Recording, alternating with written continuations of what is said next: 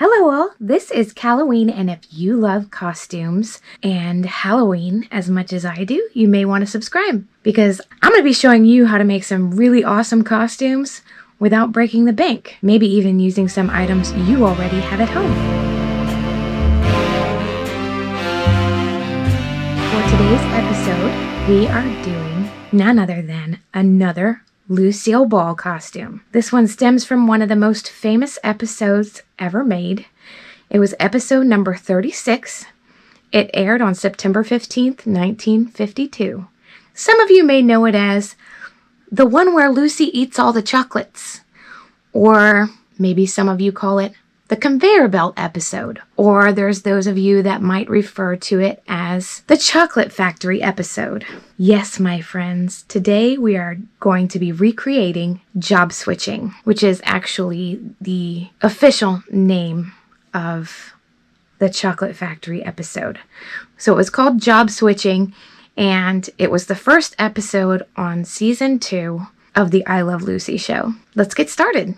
In this iconic episode, Lucy and Ethel get themselves into a bit of trouble, but so do the guys, because they think that they can be the breadwinners and go out and get themselves a job. And the men think that they can stay home and become housekeepers. Both were proven to be very wrong. I lucked out. I did not want to buy a store-bought costume. For one, I've seen the store-bought costume, and it's okay if you want to go that route. I've actually purchased the costume as a birthday gift for someone in the past. So I knew what it looked like, and I didn't really want that for myself. So I went online and I found this great dress, and let me tell you how awesome this dress is. It is such good quality. It's a stretch cotton fabric, so it'd be very comfortable. It would fit like a glove. The buttons actually aren't real. They're just a fake looking set of buttons going right up the middle. They are pearls. It's so perfect. And also, I'm larger in the bust, so I don't have to worry about the buttons coming apart if it's a little tight in the chest area. So that's great. But this is such a nice looking dress. Now, of course, it doesn't look like the exact dress she wore in the episode, but it's close enough that it's going to look great. I actually got this from Amazon for like $36. It was such a good price.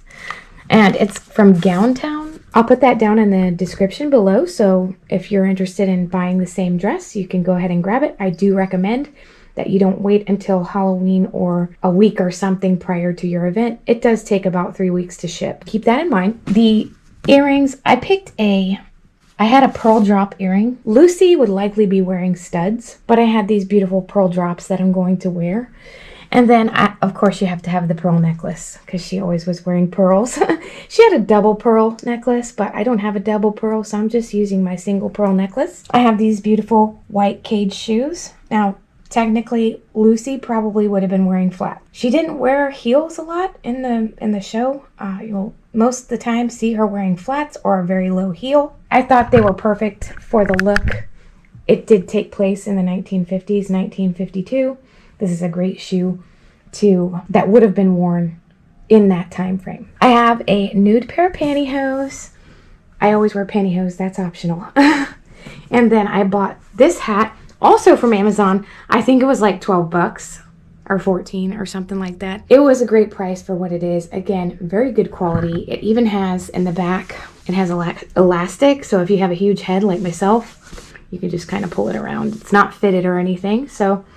And then I'm just going to accessorize with a box of chocolates. The girls were given a 5-pound box of chocolates at the end of the episode because the guys didn't know that they'd been working in a chocolate factory and they'd probably eaten their weight in chocolates just trying to keep up with that conveyor belt. And they were sorry for the mess they had made in the kitchen, so they give the girls the 5-pound box of chocolate each at the end of the episode.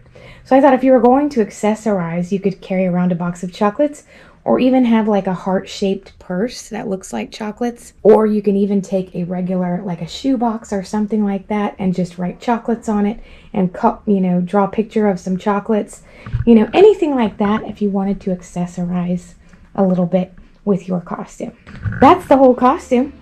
Let's get started with our makeup. Here we are doing Lucy again.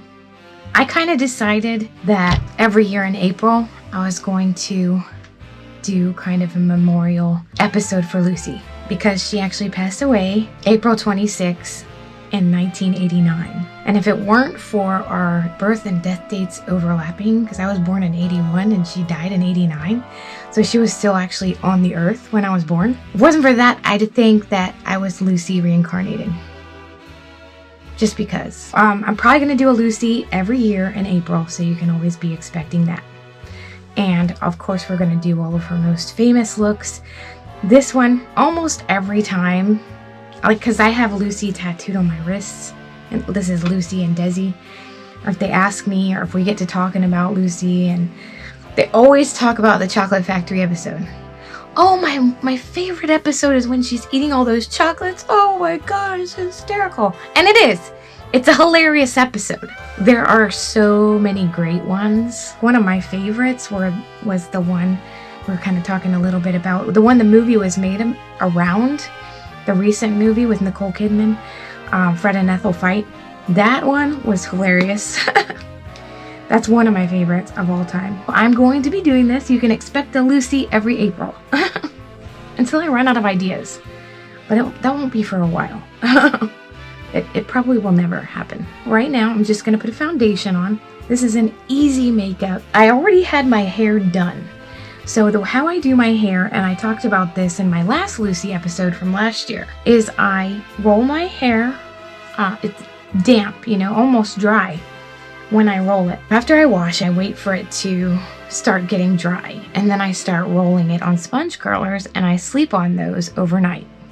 If you can't sleep on them overnight, just roll them in the morning and give them time to dry over the day, and if you're going out in the evening, take them out then.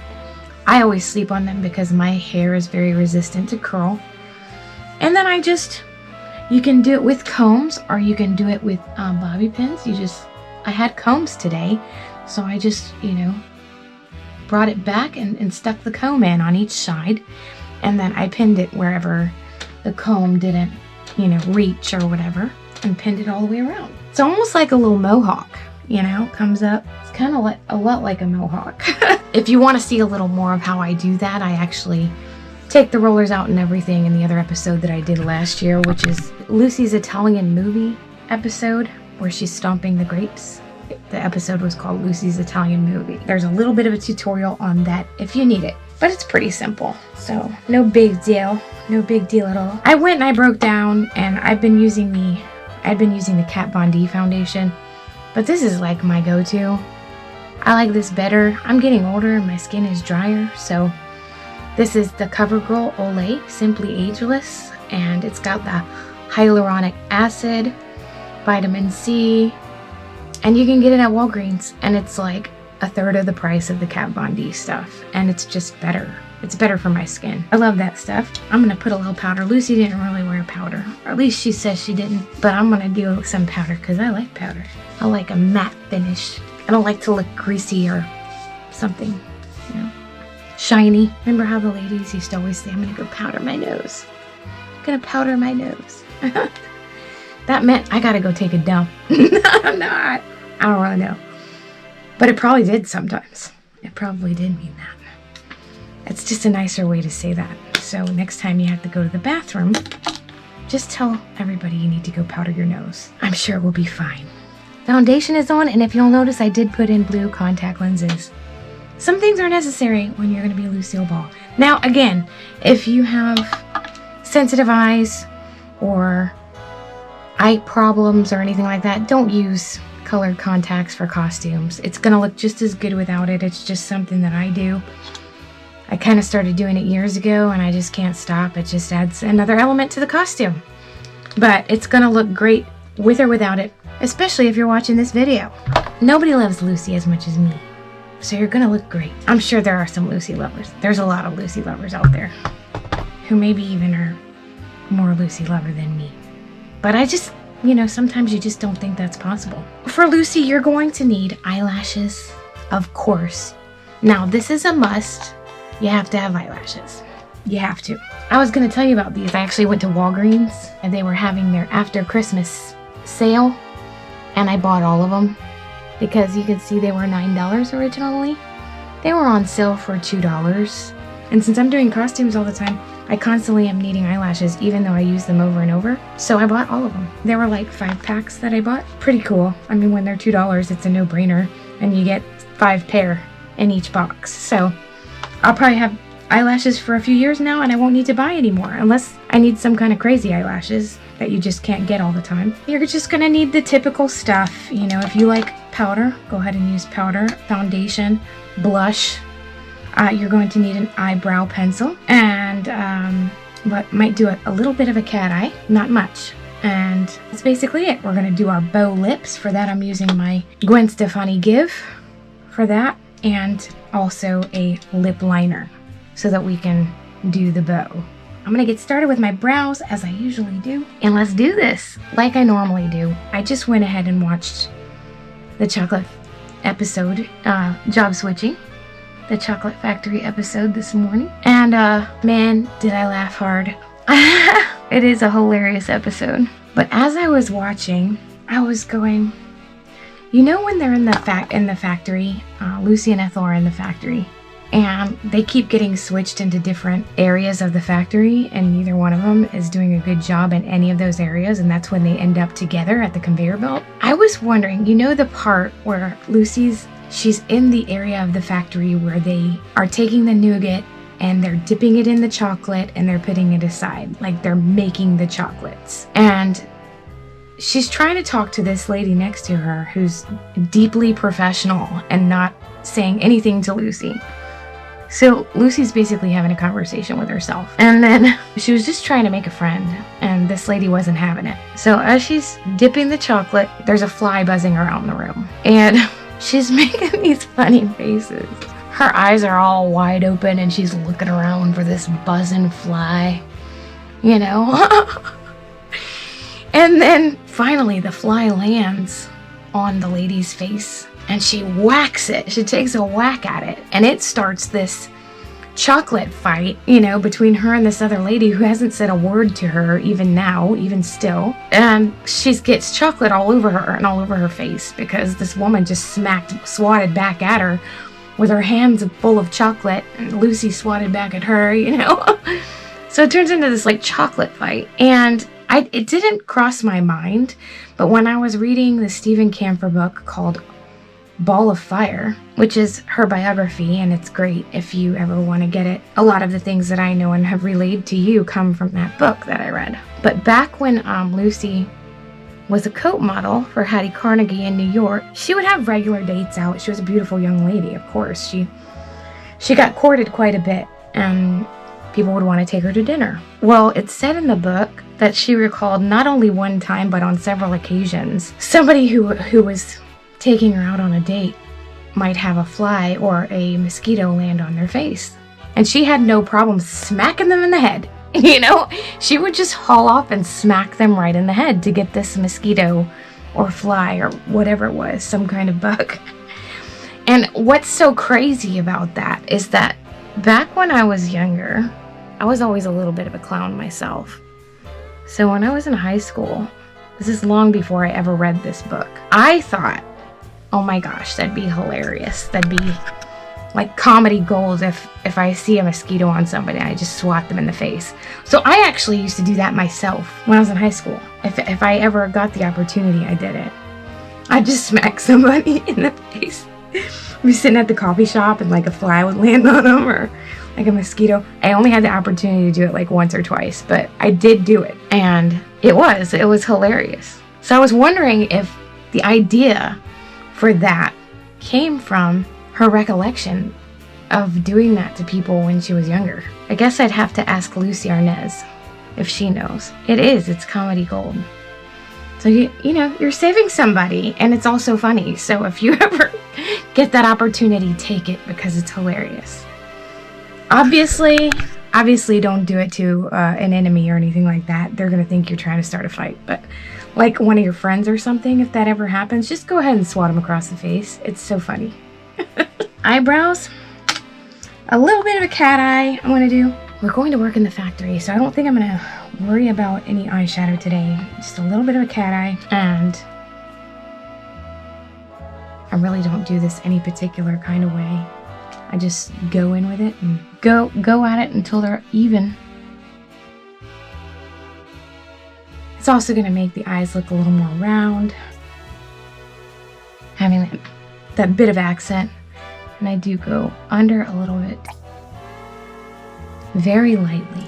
I've done one eye. It's just like that. It's a cat eye.